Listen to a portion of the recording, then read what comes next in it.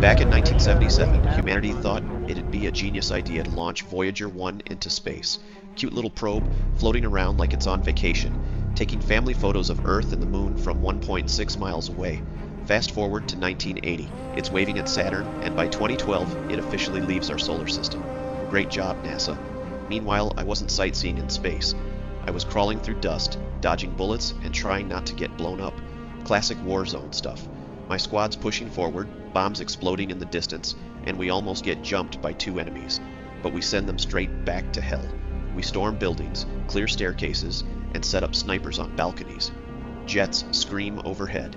Explosions make the ground tremble. Basically felt like we were stuck in a Michael Bay film. Dozens of men drop as we sweep through, mercilessly. Just another day on Earth, right? Then, we turn a corner. Big mistake. A whole enemy squad's waiting, and no matter how many we knock down, they just keep coming. It's like fighting mosquitoes. You squash 100, and 200 more show up. We try to fall back, but one of our guys gets hit. Rhodey grabs him, dragging him through fire like a damn hero. But despite everything, the soldier doesn't make it. And that, right there, was the first bad omen. We're retreating, cornered at the end of a street, when the sky decides to pull some end-of-the-world stunt. This blood-red light pierces. Then, boom, giant mysterious machine reveals itself, straight out of a nightmare. And with one single beam, it wipes out the entire enemy squad instantly. Vaporized, gone. Next second, lightning slams down and drags us into the machine. We wake up choking, lungs full of liquid, coughing it out, barely breathing. The walls are covered in alien writing.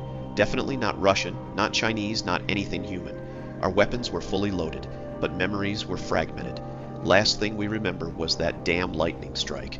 I told my squad to move, and when I give an order, nobody argues, they move. We reach a giant circular door. Button doesn't work, so we push the damn thing open by hand. Pure soldier logic. On the other side, more corridors, more nightmares. One door's melted and twisted, like someone had desperately tried to escape but failed. Rhodey spots a vent, shoves Reyes in like he's the squad's personal rat. He crawls through, with a flashlight in his teeth, comes out on the other side, and we follow. That's when we notice it. The door bears deep burn marks, dents, scratches, like whoever was trapped tried to fight their way out, and failed. At this point, even Nash mutters, "This place feels like a prison." Not wrong, Nash. Not wrong at all. Then the sounds start. Weird, echoing noises in the halls, like the building itself is alive.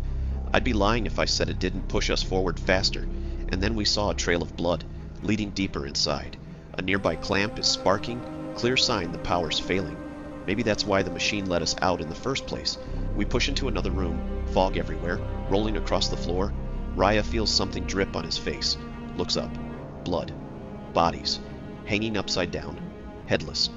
I took Gibbs and Reyes into another chamber, and guess what? More mutilated corpses. But this time, chained to a table, we find a woman alive. Barely. Name's Rovi. She wakes up speaking some alien gibberish. We don't understand a word, but we unshackle her anyway. Big mistake? Maybe. Because the second we do, the monster arrives. And before we can even breathe, it smashes Gibbs across the room. We unload everything. Bullets flying, mags emptying, but this thing just shrugs it off like we're tossing pebbles. Nash scrambles back, yelling for a bigger gun. We actually find one. Nash tosses it to Rhodey, who somehow figures out how to fire it. The creature hits the floor, dead. Or so we thought. We start to relax. Mistake number 472. It suddenly roars back to life, but Rovi, our mystery girl chained to the table 5 minutes ago, grabs the weapon and finishes it. At that point, I realized two things. One, Gibbs was dead. And two, Rovi wasn't just some random prisoner. We keep moving. Rovi takes the lead, guiding us through these endless corridors. We're barely processing any of it when another alien shows up, this one packing a laser rifle. I open fire, screaming for the squad to run. The creature blasts Rovi, drops her hard, then suddenly an entire squad of these monsters floods in. Great, just what we needed. We duck into cover, panning, reloading, praying. Rovi spots a lever, yanks it, and a door slams shut. I jam my knife in the mechanism, buying us a few seconds. I order Jax to take Rovi and move. Reyes volunteers to hold them off. He waits, calm as ever, as the aliens hammer the door. The moment they break through, he blasts the first one back, forcing it shut again. But they keep coming. He keeps shooting, and then silence. We never saw him again. We push forward, shaken. The air's heavy. Nash starts panicking, ranting about how we're inside a ship, how none of this makes sense, how he's seeing things that aren't his memories.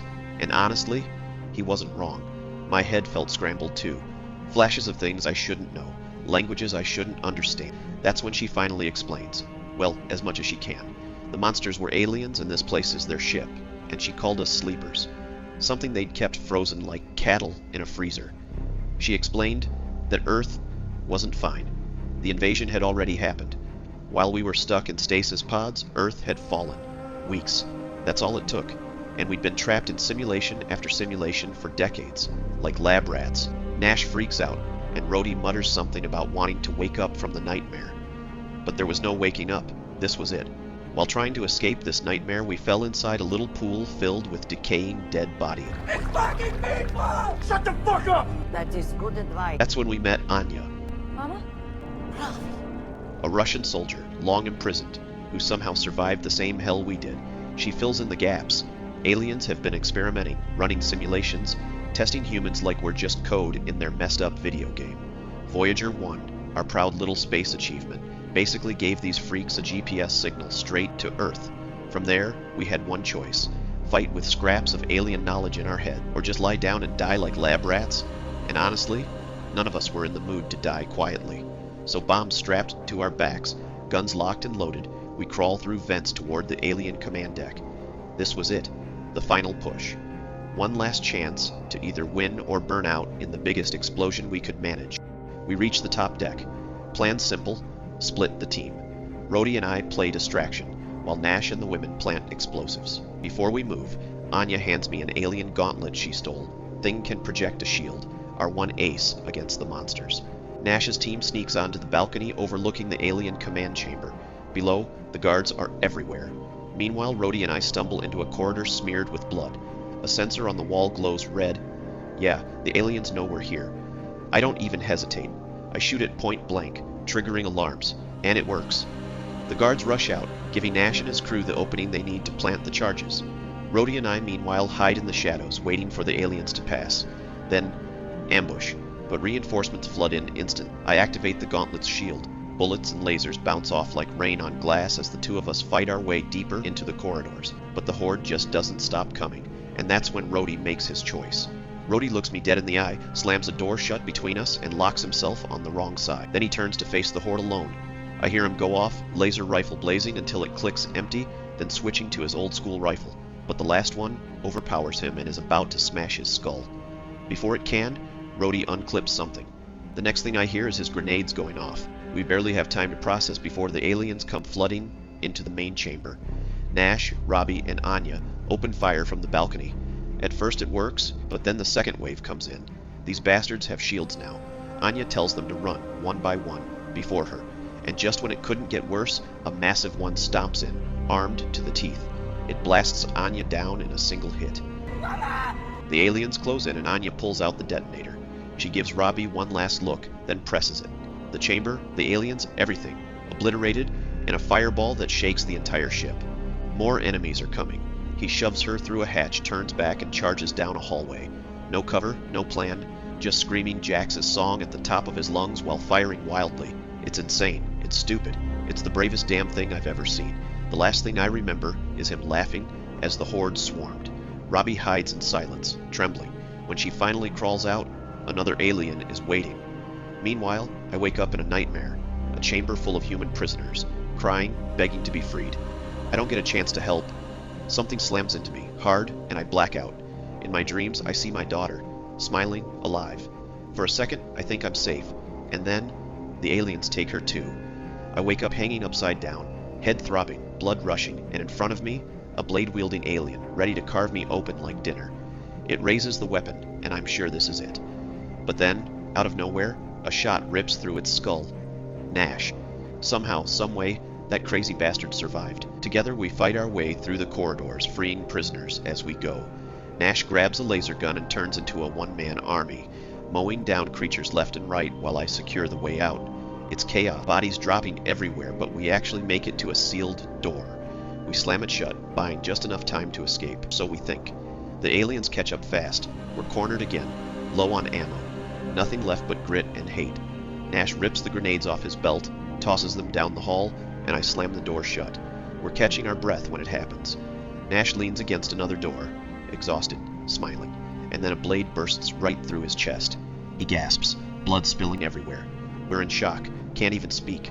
The alien leader tosses him aside and steps through, towering, armored, wielding a blade and shield like a demon king. I know what's coming. I shove Robbie behind me and tell her to run. Then it's just me versus the monster. The fight is brutal and unfair. Flying, my arms trembling. Every blow rattles my bones. He slams me into walls, my vision fades. Blood soaks my armor, but I don't stop. I can't stop. Then I see my chance. The bastard charges. At the last second, I dive for the controls and slam the door shut. The door crushes him, so fast he can't even scream. I honestly wish he had. I stumble forward, every step agony, and find Robbie looking up at an opening. I take her hand. Together we limp through the last corridor, praying for daylight. And when we finally step outside, it's Earth, or at least what's left of it. The sky's no longer that beautiful blue color. All we can see is a wasteland, a graveyard.